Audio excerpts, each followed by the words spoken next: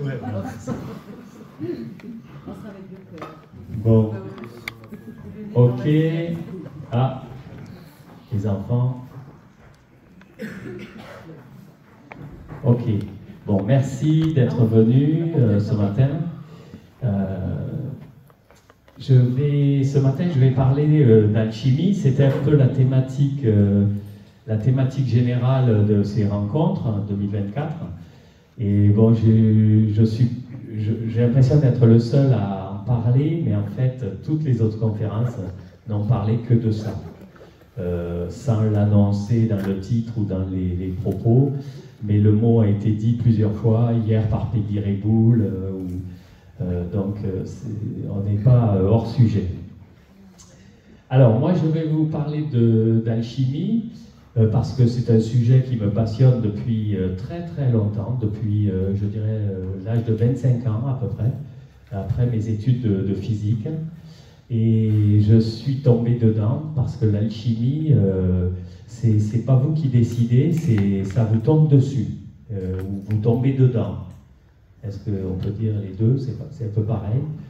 Et donc, je vais vous décrire l'alchimie un peu traditionnelle, c'est-à-dire ce qui est su de l'alchimie, ce qui est écrit, mais je ne peux pas avoir un discours très, académique. Souvent, je n'ai pas une bonne mémoire, je ne sais pas faire quelque chose d'académique. Donc, j'ai plutôt voulu vous parler de mes expériences vécues. Alors, n'y voyez aucune vanité, parce que comme je disais hier, je vais faire mon coming out. C'est-à-dire, je vais vous faire sentir du doigt ce que j'ai senti moi. Je suis tombé dans l'alchimie, ou l'alchimie m'est tombée dessus, et voilà, c'est comme ça. Donc, c'est un peu plus fort que moi. Alors voilà, l'alchimie, c'est déjà beaucoup de littérature. Hein. L'alchimie, elle trouve ses origines dans toutes les traditions, dans tous les pays, en Chine, en Égypte, en Europe évidemment, et il y a beaucoup de littérature. Alors là, par exemple, je ne les ai pas tous lus, tous les livres que je vous présente ici, mais j'en ai lu pas mal. J'ai celui-là qui est de Patrick Buray-Sténas, et dont je vais m'y référer parce que déjà c'est un de nos contemporains, donc il est connu, hein, il y a une dame devant qui a amené le même livre que ça, il est là, oui, un alchimiste raconte, et il parle avec des mots simples, je vais essayer de parler exactement le même langage que lui, c'est un scientifique, comme Philippe, comme Jocelyn, on vient du monde des scientifiques, on ne vient pas de la littérature, de la poésie ou des humanités, quoi. Voilà, donc beaucoup de littérature. L'alchimiste de Paolo Coelho, c'est un petit roman que certains jugent à l'eau de rose, un petit roman facile à lire, c'est vrai que c'est très facile à lire. Et quand on en extrait beaucoup de citations, c'est d'une profondeur incroyable. Donc c'est un excellent livre. Voilà. Alors il y en a d'autres. Alors celui-là je l'ai, celui-là je l'ai, enfin celui-là je l'ai, René Guénon, c'est connu. L'alchimie des cathédrales, c'est très connu, ça a été... alors vous voyez, le mystère des cathédrales de Fulcanelli, hein. Alors vous verrez, les alchimistes, ils ont des surnoms, hein. Ils travaillent jamais, c'est un peu comme les artistes, hein, puisque c'est des artistes en fait, hein. C'est des artistes, mais ils sont d'une inspiration plutôt scientifique, je dirais, hein, malgré tout, plutôt intellectuelle. Ok, Inexploré, la revue qu'on connaît bien. Celui-là, je l'ai mis, c'est un ami qui l'a écrit, là, Compostelle. Hein, je vous ai dit, au Villard, c'est une halte sur les chemins de Compostelle, et c'est un chemin qui a du sens. Ça, c'est important. On est tous sur un chemin. Celui-ci, que celui-ci. Comme dit Victoire, quel est le meilleur livre pour toi? Ben, c'est le dernier que j'ai lu. Et souvent c'est comme ça, le dernier que vous avez lu, et c'est le plus petit. Souvent je lis des gros livres, là c'est le plus petit. C'est remarquable, de mon point de vue, hein, après tout le cheminement que j'ai eu. Voilà. Qui s'appelle La Dame Céleste. Donc on va beaucoup parler de féminin, hein. On va beaucoup parler de féminin, de yin, hein, dans la spiritualité chinoise. Et le sous-titre, c'est La tradition secrète des fidèles d'amour islamo-chrétiens. À l'époque où les soufis, à l'époque médiévale du bas Moyen-Âge, les soufis et les gnostiques chrétiens étaient main dans la main. Ils ne s'opposaient pas comme aujourd'hui l'islam et le christianisme. Les fondements, la spiritualité de ces deux religions étaient profondément amis, hein, amis pour ne pas dire uniques. Ok. Alors celui-là, c'est un livre culte pour moi. C'est un de mes livres d'éveil, hein, celui du milieu, La conscience cosmique. Hier, Jocelyn en a parlé. C'est peut-être pas le même mot ou la même acception, mais c'est un livre qui m'a complètement bouleversé aussi. Bon. Le matin des magiciens, je pense que beaucoup en ont entendu parler, puisque les alchimistes, c'est aussi des mages, magiciens. Et quand ils font de la magie, l'âme agit. Ça, c'est le langage des oiseaux. Et celui-là m'a été conseillé par une amie. J'ai pas su le lire. Enfin, je comprends pas toujours les livres. Pour pas dire, c'est souvent que je les comprends pas. Mais c'est quand on les vit qu'on les comprend. L'alchimie, c'est une voie intellectuelle. On a besoin de lire, d'essayer de comprendre. Mais après, il faut la vivre. Donc, alors, quelques livres d'alchimistes encore. Ah, non, j'ai dû me tromper. Pardon. Ah, bon. Ah, qui c'est ceux-là? Ah oui, on les connaît. Bon. Ils sont pas hors sujet. Alors voilà, je vous présente quelques alchimistes, je vous dis, sans faire d'histoire de l'alchimie, sans en parler de manière savante. Pour ça, vous lisez des livres, enfin, vous allez sur Internet, vous trouverez de la littérature et des infos. Mais je vous parle d'alchimistes que j'ai connus, oui, j'ai dû les connaître dans une autre vie. Alors, Hildegard de Bingen, évidemment, formidable. Celui-là, un sacré oiseau. Alors, Théophraste Bompast dit Paracelse. Paracelse, c'est, je pourrais dire que c'est quasiment le père des alchimistes occidentaux, hein, modernes, si on peut dire, enfin modernes, du Moyen-Âge, enfin non, c'est pas le Moyen-Âge, mais c'est 1400 et quelques quoi. Comment? La Renaissance, hein, ouais, pardon, je cherche, vous voyez, je ne suis pas un littéraire ni un historien. Alors voilà, un autre très très grand alchimiste que Goethe a appelé le premier philosophe allemand, Jacob Böhm. Alors, moi un jour à Agen, je vais dans une solderie et je trouve un livre, celui-ci là à droite, ok, dans une solderie, j'ai dû le payer 5 francs à l'époque, hein. J'avais 25 ans, et jamais un livre ne m'a amené si haut dans la compréhension, dans le plaisir, une espèce de jouissance intellectuelle, alors qu'il est assez obscur. Je l'avais acheté parce que Basarab Nicolescu, l'auteur, est un physicien du CNRS, spécialiste de la physique des particules, et donc c'est un livre qui ressemble au Tao de la physique de Capra. Je ne sais pas si vous connaissez. Donc pour moi, je sortais d'études de physique, il me fallait lire des scientifiques, il me fallait lire des gens en qui j'avais confiance, Et Basarab Nicolescu n'a jamais démenti, je peux dire que c'est mon maître spirituel, enfin spirituel, alchimiste. Mais j'ai passé 15 ans, 10-15 ans, et un jour, après avoir lu, 15 ans après avoir lu ce livre, j'ai compris de quoi il parlait. Il était temps, hein, vous me direz, mais j'ai compris que Jacob Boehme était un alchimiste. Et là, là, pour le coup, je suis vraiment tombé dedans profond.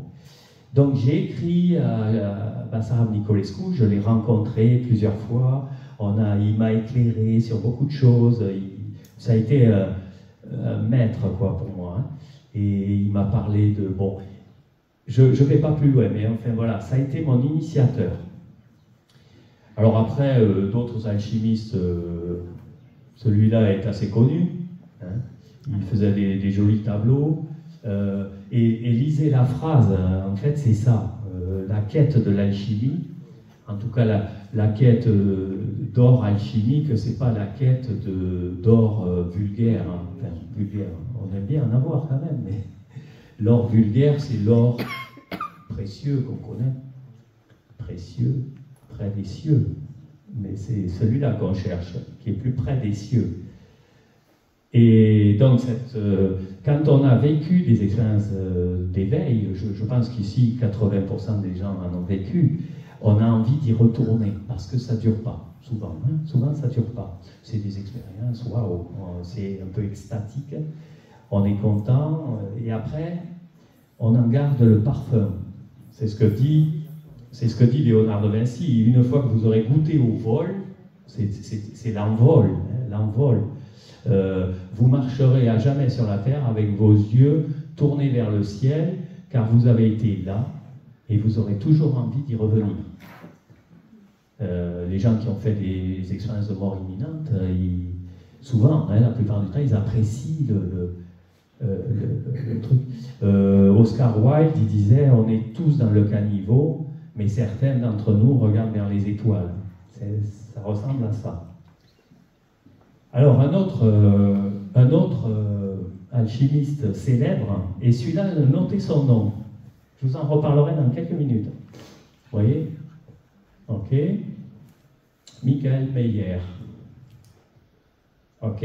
Celui-là, très connu, scientifique de grand renom, c'est le créateur, si on peut dire, de la science moderne, hein, avec Galilée, avec Leibniz, etc.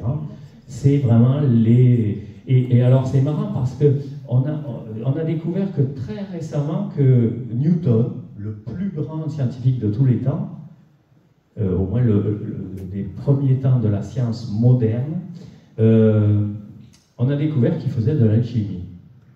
Et ça, je dirais que ça a été un peu caché, ça, finalement, parce que la science moderne, quand on lui parle d'alchimie, elle rigole. Elle rigole, elle se moque. Et puis si elle ne se moque pas, elle dit « Ah oui, mais ce n'est pas mon domaine de compétence. Je ne m'intéresse pas, moi, à la conscience. La science ne s'intéresse pas à la conscience. » Elle a tort. Elle a tort parce que c'est quand même, ça paraît être assez fondamental. Alors voilà, Newton, on a découvert qu'il était alchimiste. Moi, ça me fait plaisir parce que il fait le lien entre deux doctrines qui paraissent séparées et qui ne le sont pas. Ok, alors là, quelques alchimistes modernes, hein, Papus, bon voilà, celui-là, j'ai lu pas mal, C'est dire, ok, et alors là, voilà, bon, là, ceux qui me connaissent, encore, Alexander Grothendieck, le plus grand mathématicien de tous les temps, n'en déplaise à certains... rabat-joie qui me disent non, c'est pas le meilleur, si. J'affirme. J'exagère. Alors, lisez la phrase, vous verrez, pareil, elle finit par une formule qui est remarquable. Et on en reparlera cet après-midi avec Philippe et Jocelyn. Et c'est l'état de vérité. Voilà. Vous verrez pourquoi. Donc j'ai fait une conférence l'an dernier sur ce personnage, et notamment un de ses écrits que j'aime beaucoup, La clé des songes. Si vous voulez le lire, il est en lien sur le site des rencontres, dans la bibliographie. Vous pouvez le télécharger, le lire. C'est un livre qui m'a fait décoller aussi. En le lisant, je surlignais. J'aime bien surligner, griffonner mes livres. À la fin, je faisais que surligner. Je me disais, mais arrête, parce que je surlignais chaque livre. Je n'arrivais plus à en trouver une qui n'ait pas une résonance incroyable. Voilà. Bon. Mais ça, c'est mon chouchou.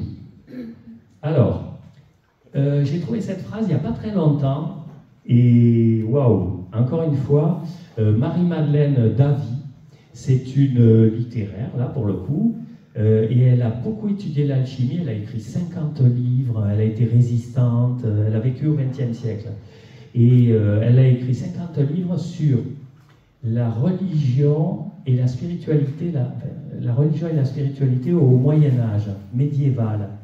C'est-à-dire à cette époque-là, 1000, 1200, vous voyez, là où encore il y avait une gnose chrétienne, il y avait des soufis. La religion n'était pas devenue encore, pas tout à fait encore aussi dogmatique qu'aujourd'hui. Donc, et ce qu'écrit Marie-Madeleine, j'aime bien ce nom aussi, hein, il est pas mal, hein, Marie-Madeleine Davy, l'alchimie est à mi-chemin entre la poésie et les mathématiques, entre le monde du symbole et celui du nombre. Parce que l'alchimie, évidemment, c'est un langage assez obscur, hein, qui paraît obscurci, mais c'est parce qu'il est symbolique. Il parle plus à l'âme qu'à l'intellect, bien qu'il passe par l'intellect, hein, il faut lire, hein, mais il a des résonances, les mots, c'est comme de la poésie, on va dire. Hein. C'est en ce sens que c'est artistique. Tout est nombre, voilà. Bon, maintenant, je vais vous raconter ma vie. Alors, ma vie, bon, pas tout, hein. Je vais garder des trucs. Mais, alors voilà. Il y a plusieurs années, là, 3 ans, je me suis passionné, je ne sais pas pourquoi, d'une conjecture qui s'appelle la conjecture de Syracuse. C'est une conjecture qui a à peu près 70 ans, qui est très facile à expliquer. Vous expliquez, vous prenez un nombre entier, que des nombres entiers positifs. S'il est pair, vous le divisez par 2. S'il est impair, vous le multipliez par 3 et vous ajoutez 1. C'est pas compliqué. On peut le faire en classe de 6e. Et vous répétez le processus. 3, c'est impair, on le multiplie par 3, ça fait 9, plus 1, 10. 10, on le divise par 2, ça fait 5. 5, c'est impair, on le remultiplie par 3, on ajoute 1. 3 fois 5, 15, ça fait 16. 16, on le divise par 2, ça fait 8. 8, on le divise par 2, ça fait 4. 4, on le divise par 2, ça fait 2. Et 2, on le divise par 2, ça fait 1. Tous les nombres qu'on peut tester, vous pourrez essayer, hein, en griffonnant sur un papier, tous les nombres, ils finissent à 1. Alors que certains montent. Ça monte, ça monte, ça monte, et puis ça redescend, et ça finit, ça finit à 1. Et la conjecture, elle disait, tous les nombres entiers finissent à 1. Il n'y a pas un mathématicien qui sait le démontrer. Comme si les mathématiques n'étaient pas très adaptées à... C'est plutôt de l'algorithmie, là. Bon, je ne rentre pas dans les détails. Je pourrais vous parler 2 heures de ça. Peut-être 4. Et donc, je m'intéresse à ce sujet, et je tombe sur des vidéos sur Internet, et puis à un moment, je tombe sur une vidéo d'un gars qui s'appelle Gilles Louise, qui vit à Paris. Je ne l'ai jamais rencontré, mais c'est devenu un ami de la conjecture de Syracuse. Et un jour, j'étais en Espagne, hein, cet hiver, et je trouve dans la conjecture de Syracuse, ça faisait 3 ans que je travaillais dessus, puis j'ai fait beaucoup de maths, beaucoup d'algorithmie, je ne suis pas un novice dans le truc, j'ai fait beaucoup de programmation, on a fait des trucs assez étonnants. Et je trouve la suite de Fibonacci. Au sein de cette conjecture, il n'y avait aucune raison que ça apparaisse là. Tout ce que j'avais lu sur Internet, personne n'avait vu le lien entre la suite de Syracuse et la suite de Fibonacci. Et cet hiver, je rentre et je dis, tiens, il y a une copine, elle m'a offert un livre, elle s'appelle Corinne, Le nombre d'or. Waouh, je dis, tiens, c'est l'occasion, Fibonacci tout de suite, je ne sais pas si vous connaissez, mais ça mène au nombre d'or, ou le nombre d'or aussi peut amener à Fibonacci, c'est pareil. Et elle m'avait offert ça, et vous voyez, c'est un vieux livre là, horrible. Merci Corinne. Mais il est précieux. Il est de... bon, bref, vous le trouverez ou je vous le dirai plus tard. Et je me mets à m'intéresser au nombre d'or. Je connaissais, j'avais déjà lu plusieurs livres sur le nombre d'or, mais lire, c'est pas pareil que faire. Les mathématiques, je le dis à ma fille, je lui dis, Eléa, si tu veux faire des maths, il faut en faire. Il ne faut pas lire et dire, ah oui, ça va, j'ai compris. Parce que quand tu fais, waouh, c'est pas pareil. Donc, vous pouvez lire 50 livres de mathématiques, vous n'aurez pas compris les mathématiques. Vous pouvez lire 50 livres d'alchimie, vous n'aurez pas compris l'alchimie, il faut en faire. Je lui dis à ma fille, tu lis les mathématiques, les livres, ils rentrent en toi. Et après, tu fais des exos. Il faut sortir. Ça, c'est yang. Yin, yang. Et donc, j'étais super content d'avoir trouvé Fibonacci dans Syracuse.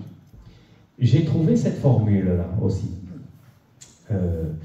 Et regardez, 1 est égal à, là, je ne sais pas si vous voyez, 1 est égal à 3 puissance 5, ça fait 32, hein, c'est des maths assez simples, hein. Plus, faites-le à la machine à calculer, si vous avez le courage, hein, vous allez voir que ça fait 1. Donc, j'ai trouvé, je l'ai appelé comme ça, la formule du 1. Bon. Ça me plaît parce que le 1, j'aime bien, l'unité. Ok. Donc, je suis très content avec ça. Bon. Moi qui ai vécu des synchronicités en cascade, hein, sur 11h11, si je n'ai pas vu 100 000 fois 11h11, je ne l'ai pas vu. Hein. Le 111, oui, Philippe. Philippe Gomez. Tout à l'heure, on était sur un petit calculateur de primosophie. Alors ça aussi, notez-le, c'est super rigolo. On calcule... la primosophie, c'est attribuer des nombres premiers à chaque lettre de l'alphabet. C'est facile, hein. 1, 2, 3, 5, non pas 5, 7, 11. Et vous faites la somme des lettres. Et Tao, la somme des lettres de Tao, vous pouvez le griffonner aussi, ça fait 111. C'est marrant. Moi qui suis passionné de taoïsme depuis des années, si j'avais dû avoir une religion, j'aurais été taoïste. Alors c'est pas une religion, ça tombe bien, parce que j'aime pas les religions, pas trop quoi. J'aime pas les religions quand elles deviennent dogmatiques, hein, attention, hein, je sais les sources profondes des religions, hein. Je crois savoir. Alors voilà, donc je m'amuse avec le nombre d'or, je joue, je programme, je suis un très bon programmeur, très bon algorithmiste, je m'amuse, alors ça c'est des fractales, vous savez le nombre d'or on le retrouve dans plein de choses du vivant, donc on se dit au bout d'un moment il y a quelque chose d'agissant, ce nombre d'or, et c'est en ce sens qu'il est sacré. C'est pour ça qu'on appelle ça de la géométrie sacrée, parce que ça donne la vie. C'est les mathématiques, moi je le crois, je suis platonicien, je pense que les mathématiques sont à l'origine du monde. J'en suis presque sûr.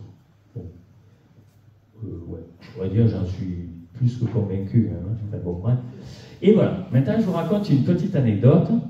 Donc après avoir joué pendant des journées entières, j'avais beaucoup de temps libre. Hein. En Espagne, j'étais tout seul, peinard. Ma fille était au bahut. Et donc je m'amusais, je lisais ce livre précieux. Et beaucoup de gens connaissent la spirale de Fibonacci, elle est assez facile à tracer, c'est des arcs de cercle, vous augmentez le rayon, ça passe de 2 à 3, à 5, à 8, elle est jolie, et on la retrouve dans beaucoup de coquillages, dans les galaxies spirales, enfin, je ne vous fais pas un exposé sur la géométrie sacrée issue du nombre d'or, mais pour un alchimiste, que je pensais commencer à être, enfin, l'or, la quête de l'or, c'est ça l'or alchimique pour un mathématicien, c'est comprendre le nombre d'or. Donc, après avoir lu un soir, une page de Laurent Notal. Laurent Notal, c'est un astrophysicien de l'Observatoire de Paris, il est au CNRS, et il a beaucoup travaillé sur l'espace-temps, et il pense que l'espace-temps est fractal, à des dimensions fractales, à des propriétés fractales, c'est-à-dire des invariants d'échelle. Et donc, il a fait toute sa carrière au CNRS sur ce qu'on appelle la relativité d'échelle. Vous connaissez la relativité d'Einstein, et lui, c'était la relativité d'échelle. Il pense qu'il y a, suivant l'échelle à laquelle on se place, les lois sont invariantes. Bon. Et il a travaillé sur ce qu'on appelle la loi de Titius-Bode. Titius-Bode, c'est une loi d'astronome. Il se trouve qu'autour du Soleil, les planètes sont à des positions qui respectent une loi mathématique assez facile à écrire. Il n'y a aucune raison. Je veux dire, les lois, la position des planètes autour du système solaire, autour du Soleil, pardon, ça devrait respecter aucune loi, ça devrait être de l'aléa. Or, il y a une loi. Ok. Et je lis ça le soir, moi j'aime lire. Il faut peut-être pas trop lire parce qu'après on dort mal. Et dans la nuit, waouh, j'étais dans mon lit, et mon lit était mal fait évidemment, et je m'entortille dans les draps en me tournant. Et je me saucissonne dans mes draps. Alors ça me réveille parce que je suis saucissonné, et je me dis, tiens, j'ai dessiné une spirale avec mes draps. Hein, je venais de lire ça toute la soirée. Et là, paf, je me dis, waouh, ça c'est... Je suis sûr que la loi de Titius-Bode, elle provient d'une spirale logarithmique ou une spirale de Fibonacci, et que les positions des planètes, elles sont positionnées avec une loi comme ça. Bon, j'en suis sûr. Et là, je me mets à entendre une chanson dans mon oreille. Mais vraiment, là je ne peux pas l'inventer. Ça se met à chanter dans mon oreille, et j'avais l'oreille sur l'oreiller, et ça chantait dans mon oreille gauche, pas dans la droite. Oh, alors j'étais déjà un peu réveillé, je m'étais désaucissonné de mes draps, si on peut dire. Et je me dis, mais qu'est-ce que c'est cette chanson? Et une chanson vachement connue. Oh, je dis, je la connais, ma fille, elle l'écoute en boucle dans la voiture, elle l'écoutait.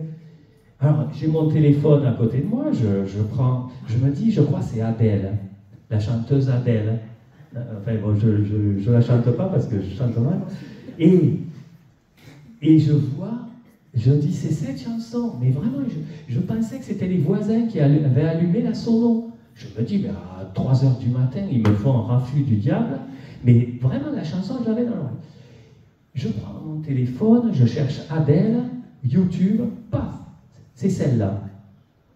Et je vous le donne en mille. Vous savez ce qu'était le titre de la chanson, donc que j'ignorais, hein? Rolling in the Deep. Waouh, je me dis, c'est marrant ça. Rolling. Alors pour ceux qui ne parlent pas anglais, Rolling in the Deep, c'est s'enroulant dans les profondeurs, ou vers les profondeurs. C'était précisément ce que je cherche, moi. Je cherche des spirales qui tournent, et je cherche les profondeurs de... si vous voulez, je vais plutôt vers le cœur de la spirale, plutôt que vers... Enfin, les deux à la fois. Hein. Une spirale, ça tourne dans les deux sens. Elle s'agrandit et elle va vers le cœur, elle va vers le centre. Ok. Alors, je me dis, ça c'est incroyable, il y a quelqu'un qui me fait une blague.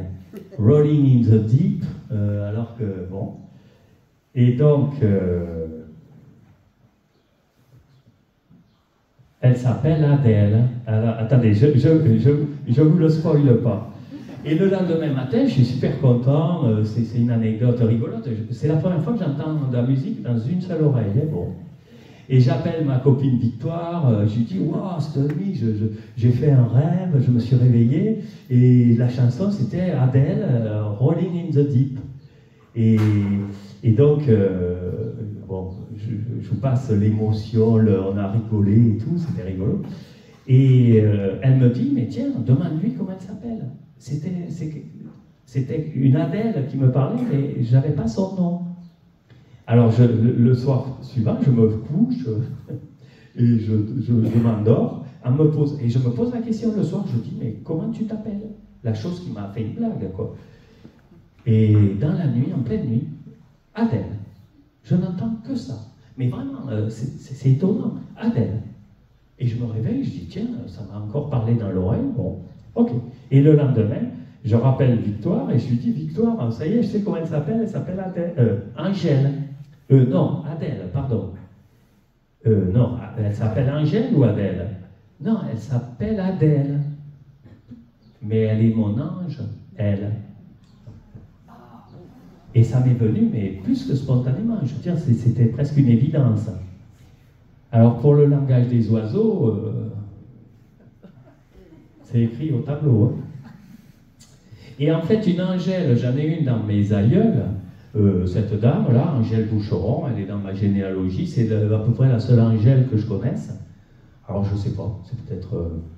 elles sont deux à me parler, Angèle et Adèle. Ok.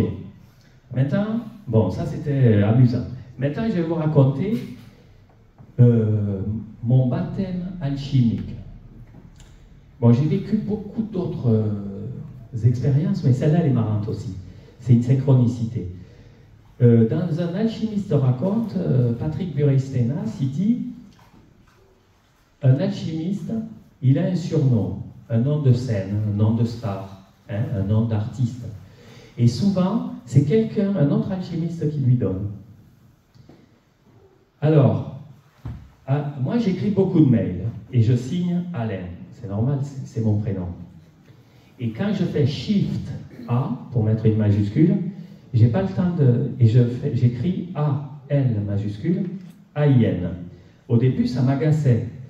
Alors, je corrigeais et j'écrivais A majuscule, A-I-N. Et puis, au bout je faisais toujours l'erreur, mais j'écris beaucoup de mails. Al, N. Oh, je me disais, mais c'est pénible. Je corrigeais. Et puis, au bout d'un moment, je me dis, oh ben non, si je suis alchimiste, c'est peut-être mon nom d'alchimiste. Al, comme alchimie, et N, ça sonnait avec Al, Je me suis dit, tiens, c'est peut-être ça mon nom d'alchimiste. Mais qu'est-ce que veut dire N, A-I-N? Alors j'ai cherché, le seul truc que j'ai trouvé, le département. J'ai pas cherché longtemps. Hein. J'ai pas cherché longtemps, mais j'ai pas voulu chercher. Pourquoi? Je me suis dit, ça va venir, tout seul, mais vraiment. Et j'ai attendu 2 jours. Et là, j'ai une copine assez, je dirais, perchée. Elle poste ça sur Facebook, hein, elle n'écrit pas, elle met ça sur Facebook. Al-Aïn. Al-Aïn. Waouh, je dis, tiens, ça, si c'est mon nom d'alchimie, c'est bien trouvé. J'aurais pas pu le trouver moi-même. Ça m'est venu, hein, vous le sentez, non? Vous pensez que je l'ai inventé? J'aurais jamais eu cette imagination. Al-Aïn, Al-Ain. Quand elle a posté ça, je lui ai écrit tout de suite, je lui ai dit merci, tu viens de me baptiser. Tu m'as donné mon surnom d'alchimiste, c'est Alain. Il se trouve que c'est mon prénom. Al-Un, Al-Aïn. Je vous laisse découvrir, c'est de la Kabbale, c'est de l'hébreu, c'est des lettres hébraïques. Je suis d'une fratrie de 7 enfants. Tous, on a 3 prénoms. Vous connaissez les 2 prénoms que j'ai, moi? De plus, après Alain? Eh bien, j'en ai pas. Et j'aurais pu faire un procès à mes parents, je n'ai qu'un prénom, Alain. Un seul prénom. Tous les autres, ils ont 3 prénoms. Même quand je donne un acte civil, ils disent marquer les 3 prénoms. Mais non, j'en ai qu'un. Et donc c'est assez curieux que mon prénom unique soit aussi mon prénom de baptême alchimique. Voilà, bon, j'arrête sur ça. C'est pas fini parce que quelle heure il est, je veux pas. Ouais, non, ça va encore. Voilà, donc ça c'est mon baptême alchimique, mais je vous le raconte comme ça avec le sourire, mais ça m'a. Waouh! Hein, on se dit, mais c'est curieux. Donc, le premier livre, Le Nombre d'Or, c'est Corinne qui me l'a offert. Le deuxième, mon baptême alchimique, c'est Céline qui me l'a offert. Et le troisième, c'est Julie Dratviak. Hein, je ne sais pas si vous étiez là, on l'a écouté lire un texte de Jung issu du livre Rouge. Et là, elle envoie un post, c'est ça. Alors avec un très joli écrit d'une dame magnifique. Oh, je dis, qu'est-ce que c'est beau. Et moi, quand je lis un truc, j'essaie de comprendre jusqu'au bout. Je lâche jamais l'affaire. Je me dis, qu'est-ce que ça veut dire? Vous savez, ce blason-là, c'est le blason de Théodore Monod. Théodore Monod, un grand biologiste. Ça a été le maître à penser de notre ami George Huxley. Donc, Théodore Monod, moi j'aime beaucoup. J'ai lu un de ses livres dans le désert, je ne me rappelle plus. Bon, vous connaissez peut-être. Et c'est son blason. Alors moi, tout de suite, je traduis. Je vais sur Google Translate. Je veux savoir ce qui est écrit en latin. Je lis malheureusement pas le latin. Et immédiatement après, je me dis, moi, je veux un blason. J'ai un nom d'alchimiste. Je veux un blason. Et là, paf. Alors, Floret, ça c'est mon blason. Alors, c'est le dessin que j'ai fait à côté. C'est un dessin extrêmement symbolique, évidemment. J'ai fait des copier-coller d'images parce que je ne sais pas bien dessiner. Mais le blason, Flores multi radix unus. Plusieurs fleurs, comme un rosier, une seule racine. Radix multi, terra unus. Beaucoup de racines, une seule terre. Terra multi, unus mundus. Plusieurs terres, il y a beaucoup de terres dans l'univers, des terres, sous-entendu des planètes, et il n'y a qu'un monde unique, unus mundus. Et je me dis, mais je l'écris à l'envers, là. Parce que je l'ai écrit, comme ça, je l'ai jeté. Unus mundus, non, on devrait écrire mundus unus. Et donc je cherche sur Internet, on est des enfants d'Internet, on cherche sur Internet. Et là, je tombe tout de suite sur Unus Mundus, que je connaissais évidemment, qui est un des archétypes fondamentaux de Jung. Dans la pensée de Jung, il y a un univers sous-jacent au monde. Il y a ce livre qui est assez remarquable, qui traite un peu de ça. C'est l'arrière-monde ou l'inconscient neutre. Très difficile à dire. Hein. Moi, j'ai un mal fou à lire de Bruno Traversi, mais incroyable. Ça parle de Jung et ça parle de cet arrière-monde, ce monde sous-jacent au monde réel, au monde matériel, énergétique, au monde dans lequel on vit. Il y a un monde sous-jacent et qui est cet unus mundus. Alors, Giordano Bruno, ils l'ont brûlé, hein, je ne sais pas en quelle année, hein, au Moyen-Âge, ils l'ont brûlé parce qu'il avait dit qu'il y avait de multiples terres, de multiples autres univers, il avait dit. Ils l'ont brûlé. Bon. C'était la mode à l'époque, hein. Fallait pas trop la ramener. Bon, c'est un peu comme ça aujourd'hui aussi. Hein. Si vous la ramenez trop, faut pas sortir de la doxa. Bon, on se comprend. Hein. Alors voilà, le langage des oiseaux. Quand on étudie l'alchimie, qu'on lit, on sait qu'il parle le langage des oiseaux. Alors, le langage des oiseaux, c'est une forme de poésie. Mais c'est plus que ça, c'est beaucoup plus que ça. C'est une forme de langage symbolique et c'est surtout un langage qui a de la profondeur. Hein, puisque Rolling in the Deep, on cherche à aller dans les profondeurs. Hein. Et donc, j'en ai mis deux, trois connus. Hein. Je les ai extraits d'un alchimiste raconte, d'Eurysthenas. Persévérer, percez et vous verrez. Donc, ça, la persévérance, il en faut. Hein. Moi, des fois, je me dis, mais je suis têtu ou quoi ouais, enfin, persévérant. Je veux dire, je suis persévérant, des fois un peu monomaniaque. Hein. Secret, ça secret. Bon, il y a plein de formules, j'en ai mis que quelques-unes. Mais il y en a une qui est à moi, là. Il y en a même deux. Il y en a une qui est à moi. Quand on a une maladie, le mal a dit. Je suis sûr que tout le monde connaît ça. Le mal a dit. Et un jour, paf, le langage des oiseaux me venait, pareil, assez spontanément.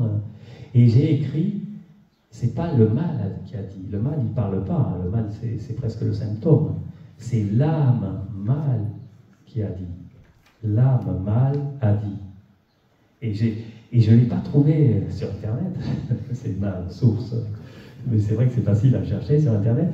Et donc, j'ai mis le copyright dessus. Hein. C'est moi qui l'ai trouvé. Non, je ne sais pas si c'est. Je ne suis pas sûr d'être le seul à l'avoir trouvé, mais en tout cas, il me semble que je ne l'avais jamais lu avant. Hein. Souvent, je cite des citations. Je vais vous raconter une petite anecdote, d'accord. Un jour, j'écrivais des citations ou des pensées, et je disais, le langage humain, il est trop limité, vous savez, pour décrire le monde, pour décrire la subtilité des choses. Il est trop limité. Alors je disais, le langage est tellement limité que nous babillons, comme les bébés. Et je me dis, mais comment ça s'écrit ça? Je suis nul en orthographe. Alors babillon, j'écris babiller. Sur Internet, je ne savais pas s'il y avait deux R, deux L. Et là, je vois une citation de Platon. Le langage humain n'est pas suffisant pour exprimer. Nous babillons. Je dis, tiens, il a pensé avant moi. Et c'est comme ça que j'ai su que j'étais platonicien. En lisant ça, j'ai dit, ouais, je suis platonicien, ça y est. C'est pas désagréable, hein. Ouais, c'est pas trop décevant. Voilà. Alors l'autre, l'antigravité aussi, je ne sais pas si vous connaissez Nassim Haramein, c'est un physicien assez fou, assez fantasque, mais super. Et il travaille beaucoup sur l'antigravité. Et moi, ça m'a fait penser à l'antigravité du monde. Le monde est grave à ce moment. Hein. Il pèse lourd. Hein. Grave, ça veut dire le gravier, c'est la pierre, hein, c'est lourd. Le monde, il est lourd. Là, hein. Il a besoin de prendre un peu d'altitude et un peu de légèreté. On a besoin de transmuter le plomb en or. Mais pas l'or des financiers. Hein, on est d'accord. On est d'accord. Et puis aussi Fibonacci. Fibonacci, j'ai cherché Bonacci, ce que ça voulait dire en italien, je suis d'origine italienne. Et Fibonacci, Phi c'est le nombre d'or, et c'est Bonacci. Donc, suis Phi, va vers Phi, suis Phi, Phi c'est Bonacci. Bon. J'en ai bien d'autres, mais j'arrête. Et là, on va parler un peu du langage des oiseaux, encore sur le mot amor. Alors, l'amor, c'est de l'italien, hein, c'est le mot amour en italien. L'italien est aussi une langue comme ça qui chante, qui est poétique. Hein. Je pense que c'est vraiment le français, l'italien sont des langues adaptées à la poésie. Amor. Alors j'ai écrit un truc qui est contestable. La première ligne, l'amour, c'est pas forcément aimer tout le monde. Mais je vais m'expliquer. Parce que, évidemment, que ça vise à ça, l'amour inconditionnel. Je parle du grand amour. Hein, l'amour celui qui est exprimé dans ce livre-là, sur la Dame Céleste. Dans la Dame Céleste, la poésie, comment on appelle, la poésie du Moyen-Âge médiéval, il parle toujours de la femme. J'aime la femme, je veux fusionner avec vous, la rose, Et bon, en fait, je le fais mal, hein, je le dis mal, mais la poésie du Moyen-Âge, du début du Moyen-Âge, il parle beaucoup de femmes. La Dame du Lac, dans les contes de Merlin l'Enchanteur, etc., il y a toujours une dame. Et donc, Rumi, Al-Arabi, tous les grands poètes de cette époque, qui étaient des initiés, hein, qui étaient des gens très initiés, ils parlaient d'une dame. Mais en fait, ils étaient obligés à l'époque de dire, attention, quand je dis la dame, je veux fusionner avec elle, ils ne parlaient pas de sexualité. Hein. Enfin, et ils étaient obligés de l'écrire, de dire, attention, ne croyez... Parce qu'à l'époque, hein, ça rigolait pas. Hein. Il ne fallait pas parler de sexualité au XIe siècle, en Occident et dans l'islam, pareil. Hein. Parce qu'à l'Arabie, Rumi, c'est dans l'islam. Hein. Et donc, pour moi, l'amour avec un grand A et avec ce côté inconditionnel, c'est plutôt un état d'esprit, mais surtout un état d'âme. Donc, c'est une façon d'accéder à un niveau très haut, à une sorte d'unité, une sorte de... où il y a une non-dualité, et tout est unifié, tout est un, le un, toujours pareil. Et Freud, quand il parlait de cet état d'âme, il parlait d'un état océanique. Bon, enfin, vous connaissez tous ces mots, hein, Grothendieck, et je reviens toujours à mon chouchou, le mathématicien, lui, il dit, c'est l'état de vérité. C'est un état, en fait, où on comprend les choses, mais dans une telle globalité qu'il n'y a plus le bien, il n'y a plus le mal, il n'y a plus le côté féminin, le côté masculin, même s'ils demeurent, hein, attention, mais ils sont unifiés. Donc c'est un état qu'on appelle la conscience cosmique. Donc il y a la conscience minimale, j'ai conscience des choses, de l'extérieur, la conscience de soi,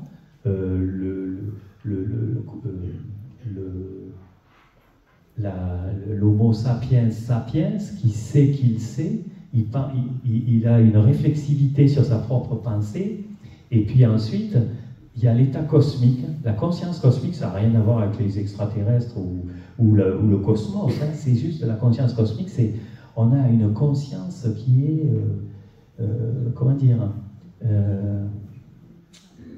qui s'évapore, si on peut dire, mais surtout, en fait, c'est parce que son ego disparaît. Il est dissous. C'est la dissolution de l'ego. C'est une sorte de mort. C'est une mort, la mort. C'est la mort de l'ego. Enfin, c'est comme ça, moi, que je le vois. Et hier, tout ce qui a été dit ressemblait à ça. On le dit chacun avec nos mots, notre langage. Je pourrais vous le dire en italien, en anglais, mais la chose, c'est toujours la même. La réalité, on a beau la décrire avec des mots dans toutes les langues, c'est la même. Hein. Et c'est pour ça que le langage mathématique, il est assez universel, hein, pour exprimer les choses. Bon, il paraît moins poétique, évidemment. Alors, la mort, c'est un peu la mort de l'ego. Et c'est aussi le A privatif de mort. A, mort, c'est-à-dire c'est immortel. Il n'y a pas de mort. C'est la mort d'un côté, mais c'est aussi la mort. L'âme est immortelle. Et puis, j'ai rajouté l'âme hors du corps. Bon, hein, voilà, je vous laisse lire parce que Et ça, cet état, donc cet état océanique, cet état de perception, de compréhension, quand on comprend un truc, moi j'ai lu des livres pendant des années, mais je n'y comprenais rien. Et puis à un moment, ah oui, c'est ça qu'il voulait dire. Et là, vous le prenez en vous, le comprendre, le prendre en soi, vous le comprenez. Et donc là, waouh, hein, ça fait, c'est un mot que j'aime bien, waouh, c'est chouette. C'est chouette. Alors, le waouh, c'est génial. C'est la joie. Alléluia. C'est le Alléluia des chrétiens. Ça, c'est un critère de vérité pour moi. Souvent, je me suis dit, mais pourquoi? Moi, j'ai ma vérité, toi, tu as ta vérité, tout ça. Mais quel est le critère? Eh bien, moi, j'ai un critère, mais vraiment radical, et je crois qu'il est bon. C'est si ça vous rend joyeux, c'est que c'est bon. C'est que c'est vrai. Ça doit vous rendre joyeux. Si ça vous rend énervé, bon, moi ça m'arrive souvent d'être énervé, coléreux, mais si vous êtes joyeux, c'est que c'est beau. Enfin, on est d'accord, hein. C'est pas le bonheur, hein. C'est pas le bonheur, mais ça, c'est pas loin. C'est un état, une joie. Vous êtes joyeux. Et puis, ça va au-delà de ça, vous êtes convaincu que c'est vrai. Il n'y a plus de questionnement, c'est vrai. Hein? On le sait, voilà. On l'a compris, on l'a pris en soi. Et donc ça, avec les alchimistes, c'est le terme fusion, coagulation. Vous fusionnez le yin et le yang, le bien et le mal, le masculin, le féminin. Vous les fusionnez sans qu'ils...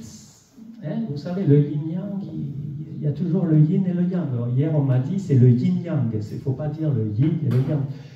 Pourtant, le yin, c'est féminin, et le yang, c'est masculin. Et ces deux principes fondamentaux, c'est la seule dualité de Dieu, si on peut dire. C'est le yin et le yang, c'est fondamental. Et donc, les alchimistes, ils parlent de calcination. C'est une voie sèche. Ça aussi, je me suis dit longtemps, je ne comprenais pas pourquoi il y avait une voie sèche et une voie humide. Eh bien, parce qu'il y a une voie masculine et une voie féminine. Alors, l'alchimie, c'est beaucoup masculin. Il faut faire brûler, il faut faire chauffer, il faut calciner les choses, mais il faut calciner son âme aussi. Il faut calciner son être. Et donc, fusion, coagulation. On fusionne les choses, on les sépare et après on les réunit. Calcination, bois sèche, pour allumer du feu, il faut que ça soit sec. Et dissolution, c'est la voie humide. C'est quand les femmes, beaucoup, font des élixirs, des poisons. Elles peuvent faire des poisons, les femmes, attention. J'ai arrêté de croire que le féminin était le principe divin.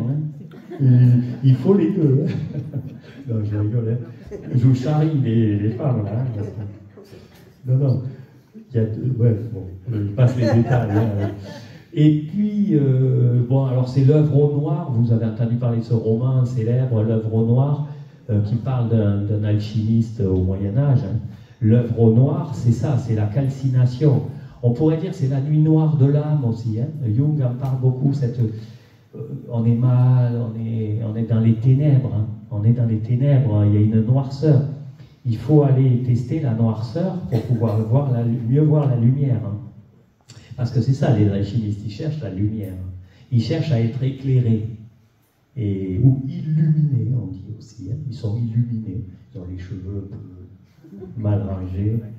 Et l'œuvre au noir, l'œuvre au rouge, l'œuvre au blanc. Le noir et le blanc, ça passe par le rouge. Bon, il y a plein de symboliques. Hein. Le langage alchimique, il a cette propriété d'être multi-interprétable. Il a beaucoup de profondeur. Il est symbolique, évidemment. Et donc, il a beaucoup de profondeur. On l'analyse et on y trouve toujours des pépites dedans. Hein. Et Dieu est amour, par exemple, ça c'est une phrase chrétienne, pareil, j'ai jamais compris, qu'est-ce que ça veut dire, Dieu est amour. Hein. Ouais, bon, il nous aime, ça c'est, j'en suis sûr, le truc qu'il nous a créé, là, il nous aime, ça j'ai aucun doute de ça. Même des fois quand on est dans le malheur, enfin, je ne sais pas si j'ai le temps, mais quand j'ai été à Saint-Jacques-de-Compostelle, il y a des moments dans la vie, Dieu, il vous accompagne. C'est une parabole que j'ai trouvée sur une carte postale. Le gars, il marche, et à côté de lui, il y a Dieu. Et donc, sur le sable, ça laisse 2 traces de pas. Et il dit, Dieu, dans les moments les plus obscurs de ma vie, je vois qu'une trace de pas, tu m'avais abandonné. Et non, Dieu, il lui dit, non, je te portais dans mes bras. C'est joli, c'est poétique. Et donc, ce Dieu est amour, pour moi, c'est quand vous atteignez un niveau de conscience, c'est pas tous les jours, hein, je vous rassure, hein, ne croyez pas que ça m'arrive tous les jours, hein, ça m'est arrivé 3 fois dans ma vie, mais quand vous atteignez ce niveau-là, effectivement, vous êtes dans un amour inconditionnel des choses et vous êtes dans un état de compréhension des choses qui deviennent non duales, et c'est ça, vous êtes au royaume des cieux, au royaume des cieux. C'est précieux, près des cieux. Et donc, Dieu est amour. Quand vous arrivez à ce niveau-là, vous êtes au royaume des cieux, vous êtes près de Dieu. Alors, il faut aller plus loin hein, pour aller à Dieu, j'imagine. Voilà. Alors, voilà ma conclusion. Donc, on pourrait dire que l'alchimie, c'est l'art de l'ascension vers un état supérieur de conscience.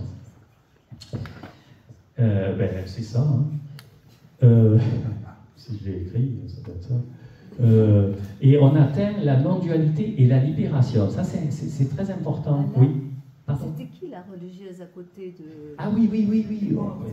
Bravo. Ah, okay. Là, j'ai oublié un truc. Hop. Oui. J'aurais aimé faire un raccord avec les conférences de Jocelyn et de Philippe Guimand. Et Philippe a posté un truc sur Facebook il y a 3-4 jours. Il est retourné sur les traces de la route du temps, son premier ouvrage, que j'avais adoré, que j'adore toujours d'ailleurs. Et sur la route du temps, il a trouvé une photo de Sainte Thérèse de Lisieux. Et oui, j'ai oublié de parler de ça, pardon. Mais on en parlera tout à l'heure lors de la table ronde.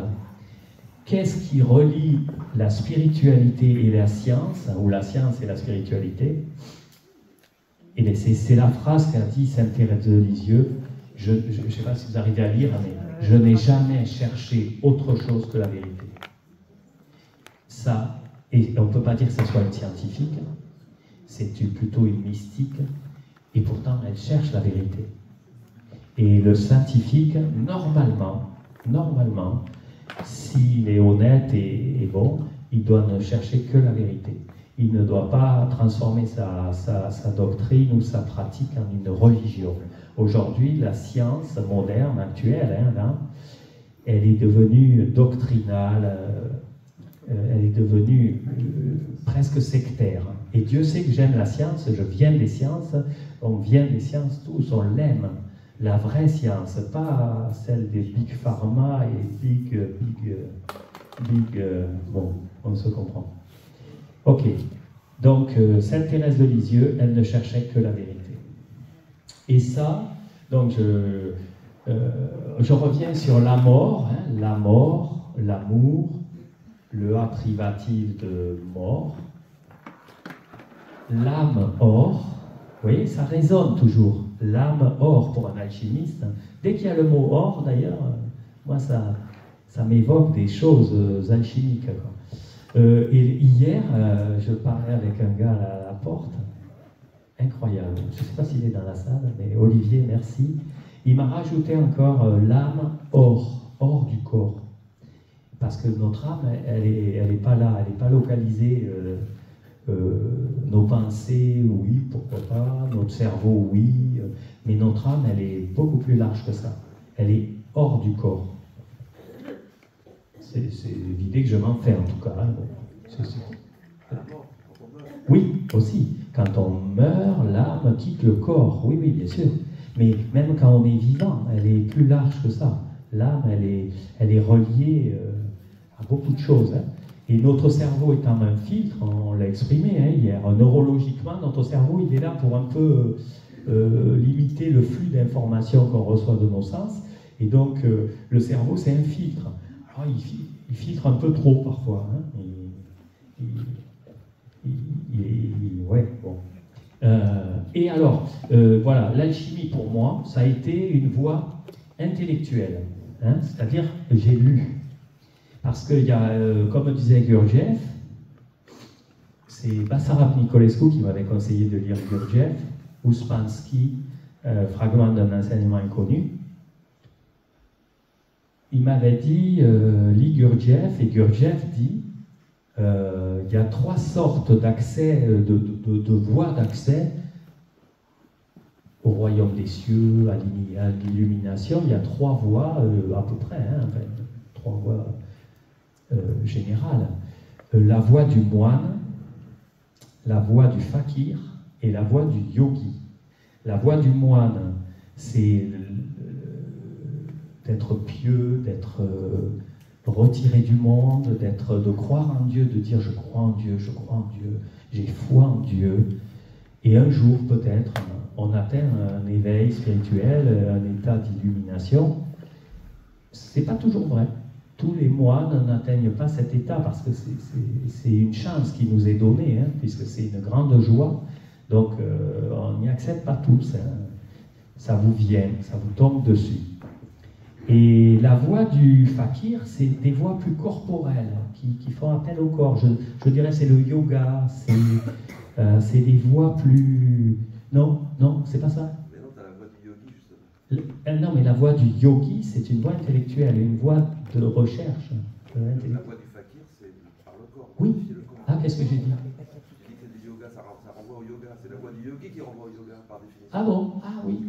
Ah bon, tiens, on en reparle. Pardon. Je commencerai par le fakir, par le corps. Le fakir, c'est le corps. Ensuite, l'émotion, le moine. Oui. Et ensuite, l'intellect, la conscience, le yogi.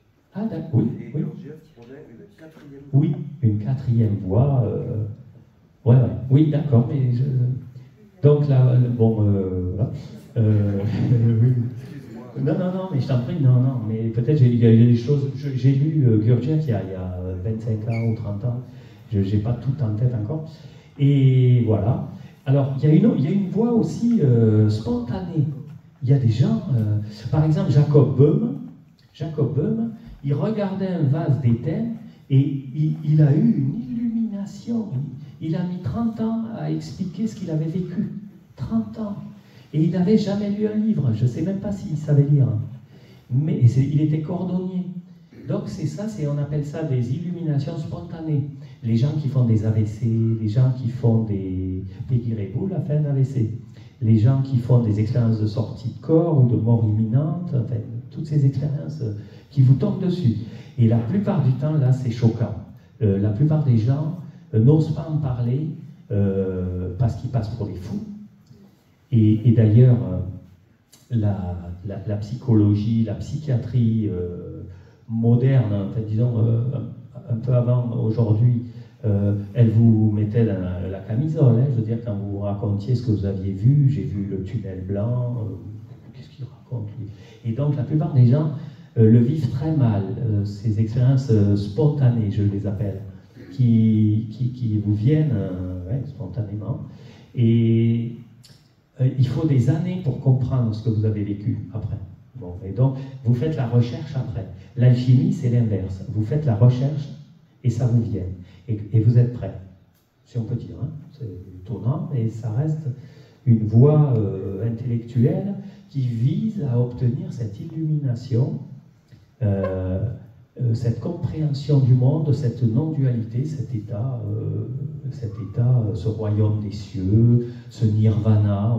Il y a plein de mots, hein, plein de noms. Voilà. Alors voilà, je finis par ma formule d'alchimiste. Elle est très connue. Legge, relegge. C'est-à-dire, lisez des livres, alors d'alchimie ou pas, hein. Lisez, et tant que vous n'avez pas compris, vous relisez. Aura, oratoire, prier.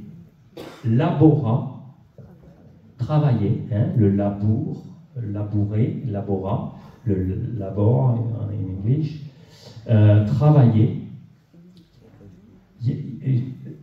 Et vous serez, et invenies, vous aurez l'illumination. Vous comprendrez, vous comprendrez. Alors par exemple, je reviens juste sur la clé des songes. La clé des songes de Grothendieck. Je surlignais les mots importants, et à un moment, dans une page de Grothendieck, une page hein, de la clé des songes, je crois que j'ai surligné 18 fois le mot travail. C'est un bosseur, hein, c'est un bosseur. Il faut avoir une pugnacité, une ténacité, il faut avoir que ça en tête. Il y avait Socrate, il enseignait à ses élèves et il disait, tiens, prenez celui-là là, et trempez-lui la tête dans l'eau, maintenez-lui la tête dans l'eau. Voilà, vous allez voir comment il va réagir. Quand vous mettrez autant d'énergie que le mec il met pour sortir la tête de l'eau, là peut-être vous atteindrez la compréhension. Donc c'est une voie solitaire, l'alchimie, c'est une voie où il faut persévérer, percer et vous verrez. Il faut être un peu bourrin des fois, il faut avoir la foi, il faut y croire. Moi je me découvre une pugnacité, mais parce que j'ai compris que c'est comme ça qu'on y arrive. Hein. Et je vais finir avec deux anecdotes pour dire que je vais vous... Legge, relegge, lisez, relisez. Ora, labora, et invenies, et vous saurez, vous comprendrez. Et moi, j'ai rajouté un petit truc, qui est de moi, là, pour le coup, hein, je suis content aussi. Parce que si on doit se satisfaire de ce que les anciens ont dit, on n'évolue pas. Et donc, la nouvelle formule alchimique, vous pouvez noter sur vos cahiers, c'est legge, lisez, relisez, aura, prier, demander. Ça, prier, demander, hein, c'est ce qu'on a dit hier, demander, il vous sera donné. Et travailler surtout. Hein. Moi, quand je fais des maths, souvent je ne comprends rien au début, mais je ne lâche pas le morceau, je suis pugnace. Hein. Et religarer.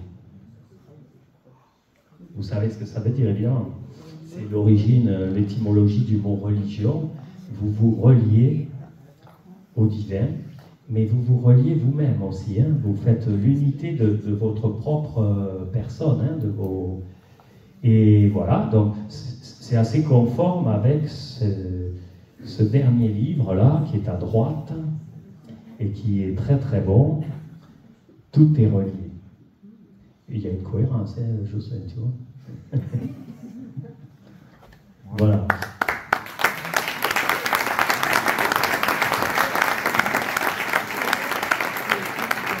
Alors, je vais quand même vous raconter les deux dernières anecdotes.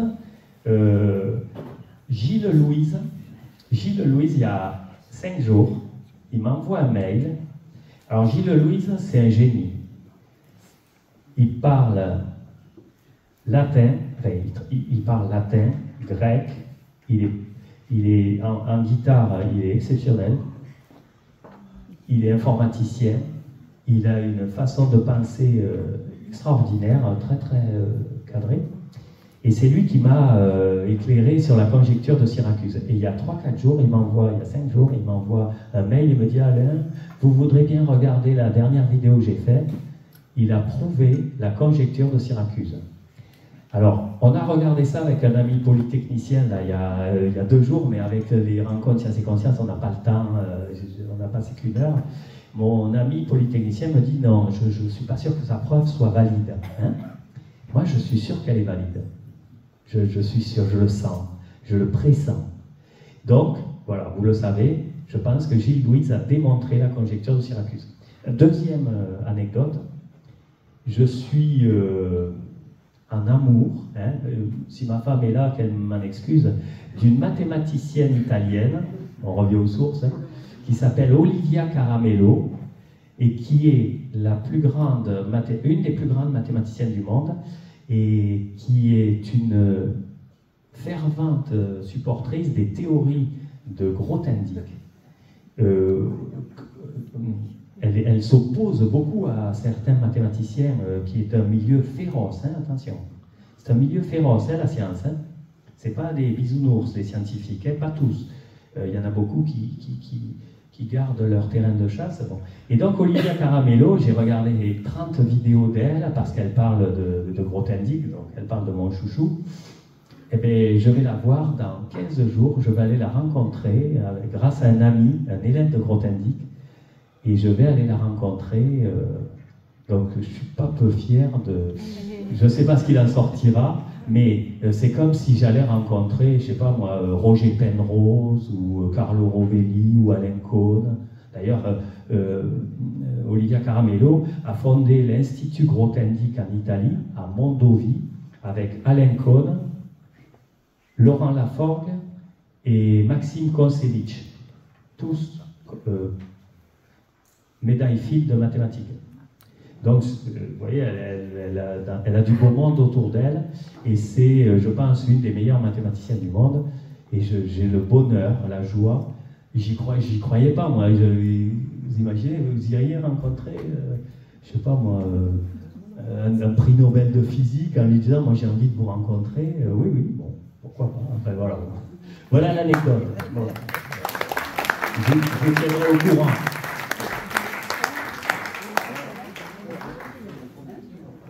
Ah oui, si vous avez des questions. Oui.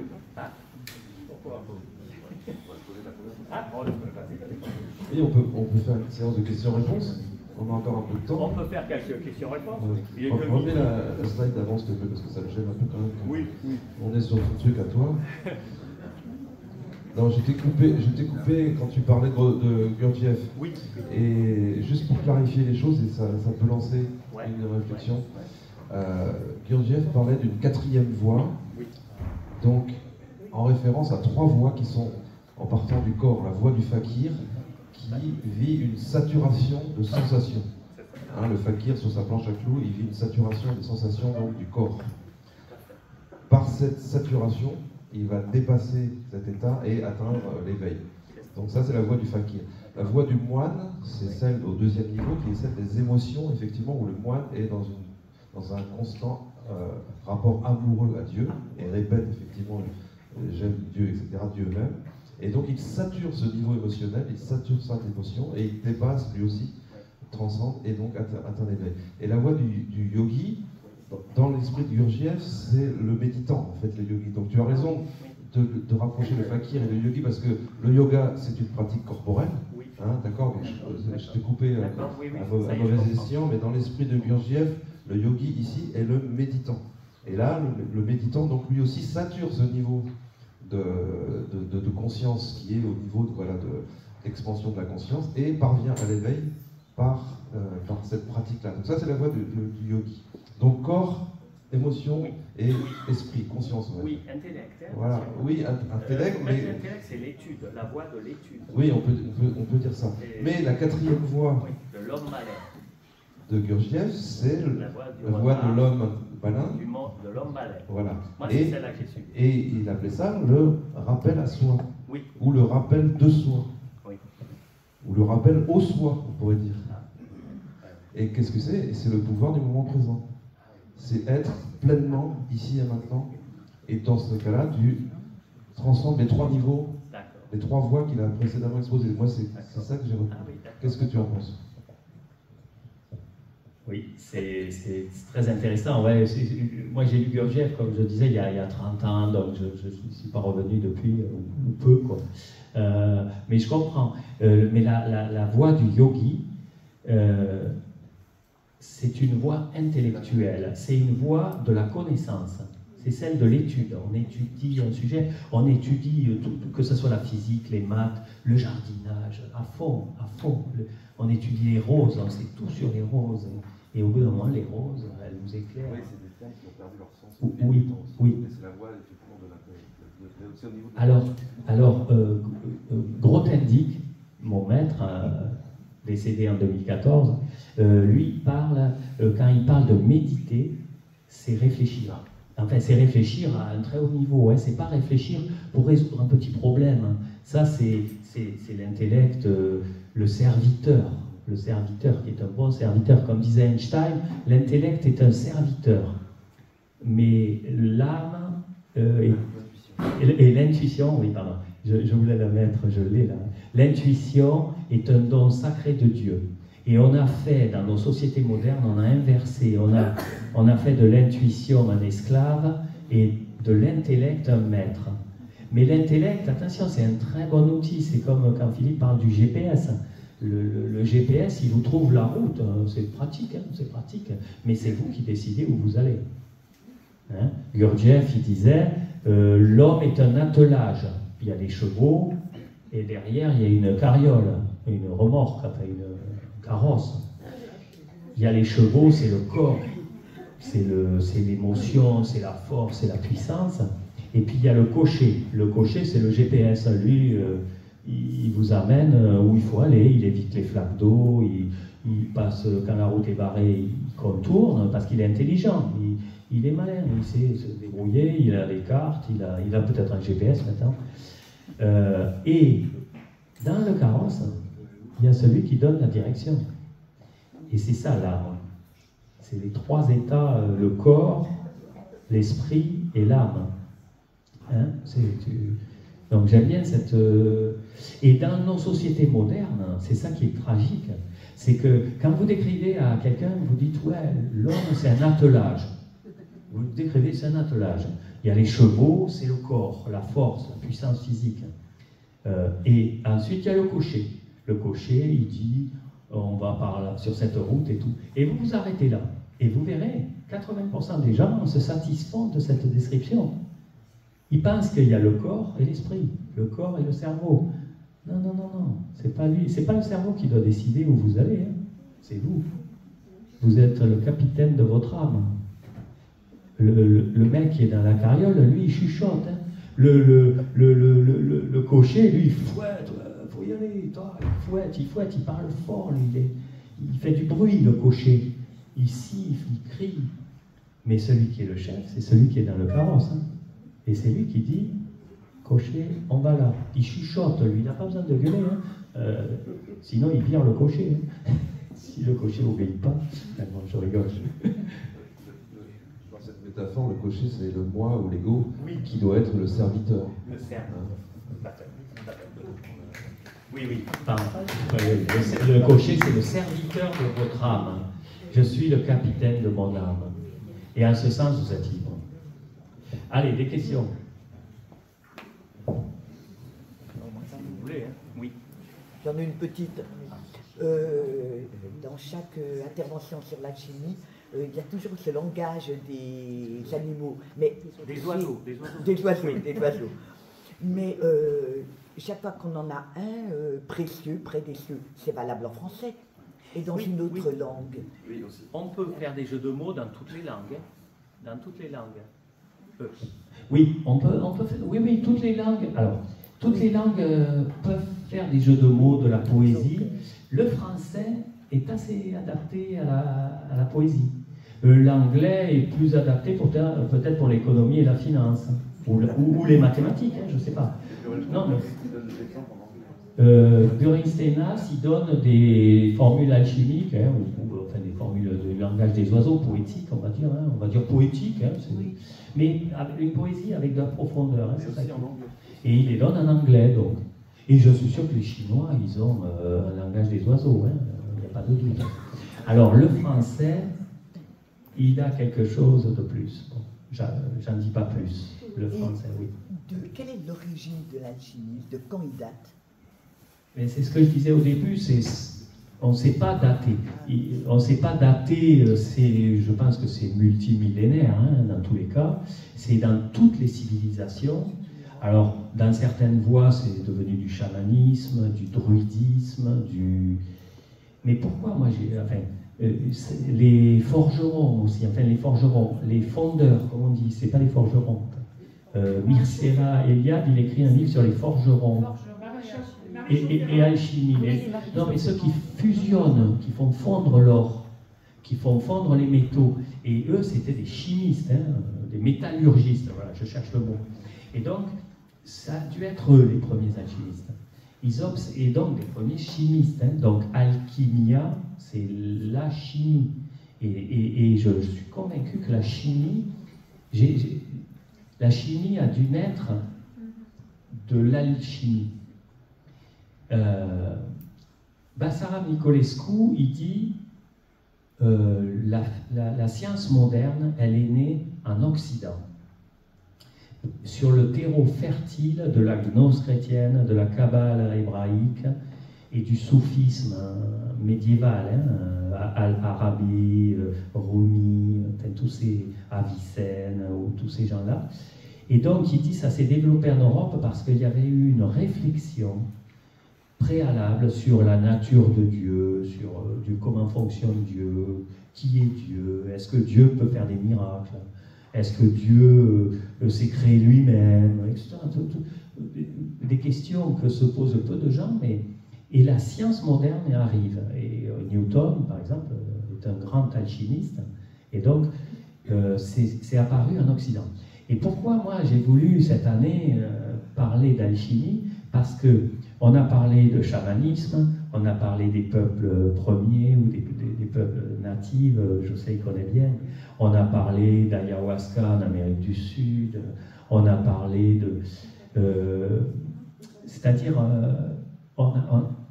il fallait revenir en Occident, ici en France, en Occident, en France, hein.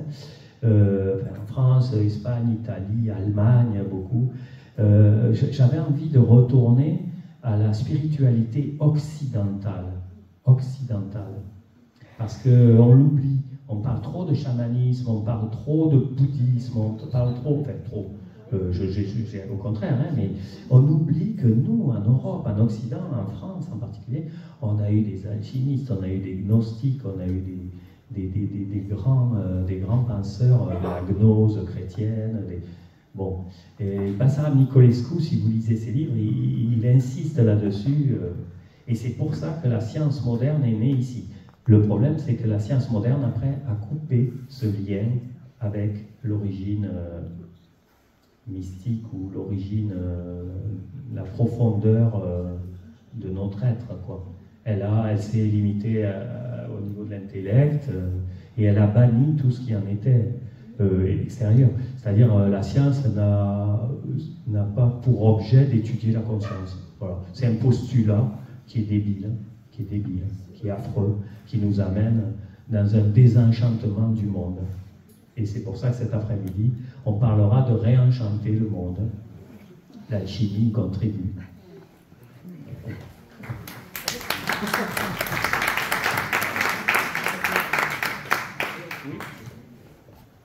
Merci pour votre prestation. Je ne suis pas arrivé à la première il y a 8 ans, mais ça fait quelques années que je suis ici.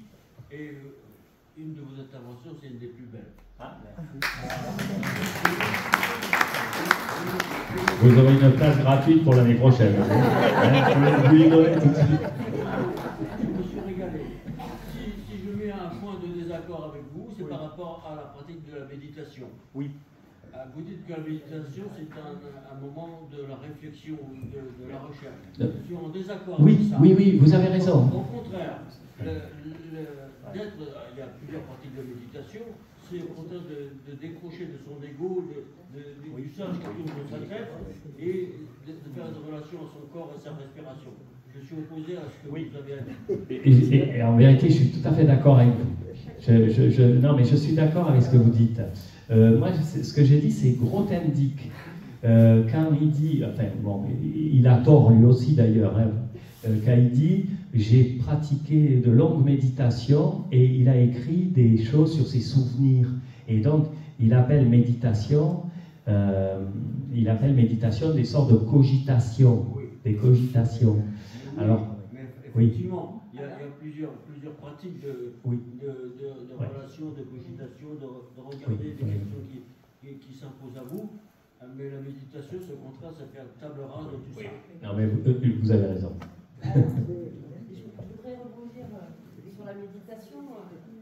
base très simple. La méditation permet surtout à densifier le corps calleux, donc, qui se situe entre les deux hémisphères gauche et droit, et qui permet une communication plus grande. Donc peut-être que la méditation, quand on parle de méditation, a permis, en densifiant ce corps calleux, de faire circuler les informations cerveau gauche, cerveau droit, passant par un espace qui vous rejoint des zones cérébrales. Mais en ce sens que vous avez tout à fait raison, la méditation, c'est-à-dire l'absence... C'est-à-dire la méditation, il y a plusieurs pratiques de méditation. Oui, mais une des pratiques de méditation, c'est de faire le vide dans son intellect, c'est-à-dire de faire taire l'intellect. Avec son ego. Ah oui, ça je sais. Alors je ne suis pas un grand praticien de la méditation, mais tel que je l'ai ressenti parfois, c'est qu'il faut faire taire son intellect. Et ça vous ouvre à la réception de choses. Non, enfin bon. En fait, Oui, pardon, la dame. c'est ça, pour moi, la méditation, c'est pas faire taire son intellect. C'est accepter tout ce qui passe.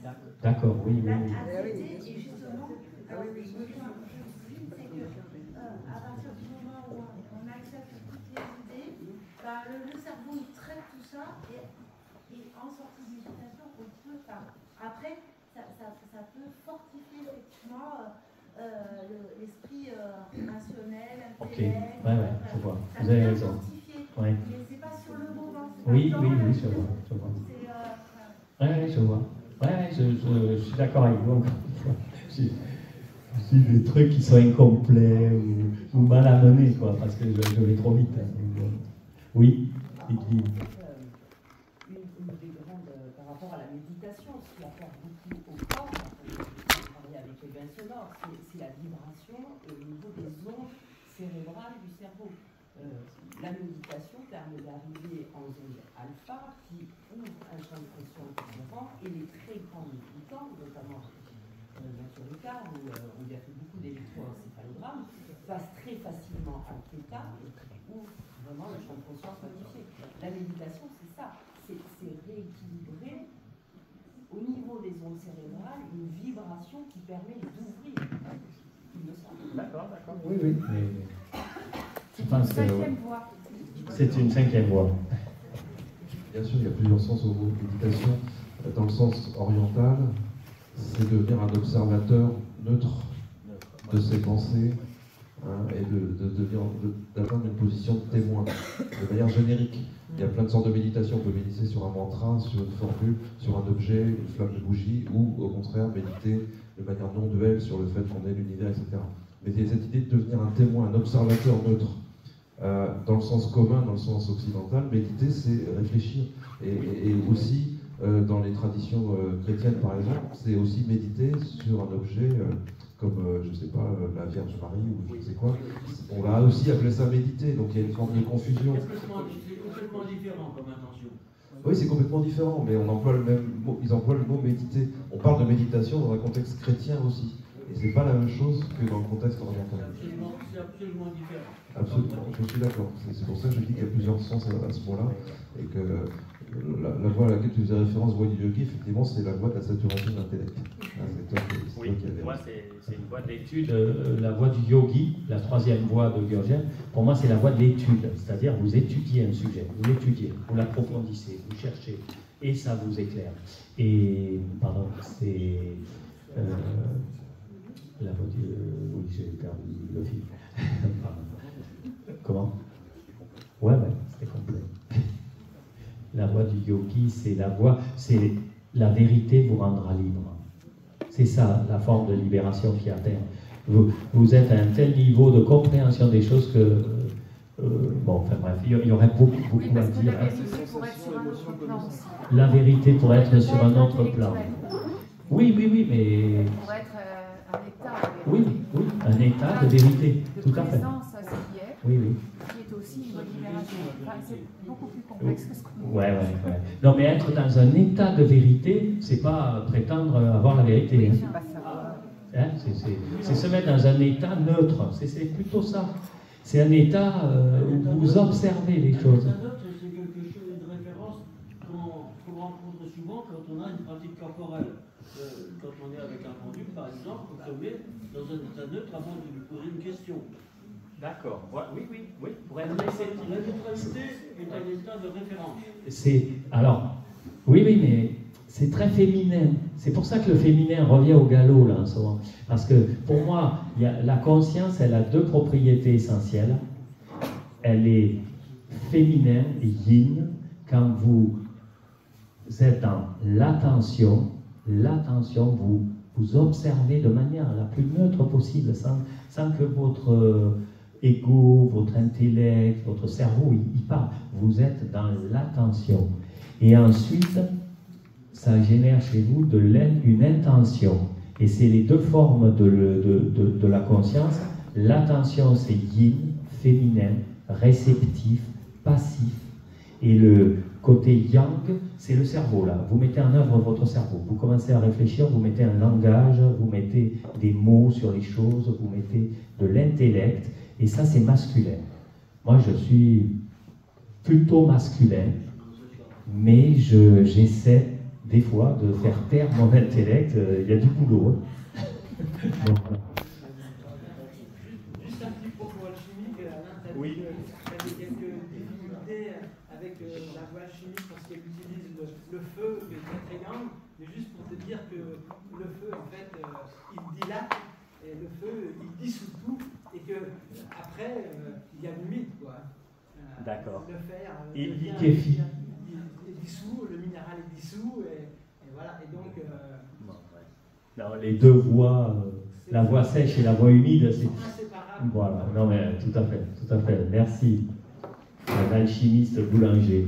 Et je propose un petit mot d'humour, parce que on n'est pas là pour rigoler. De méditer, mais en fait on peut l'écrire aussi avec un M apostrophe, c'est-à-dire de s'éditer soi-même, à partir de tout ce que l'on observe, ce que l'on dit. Alors Pas mal.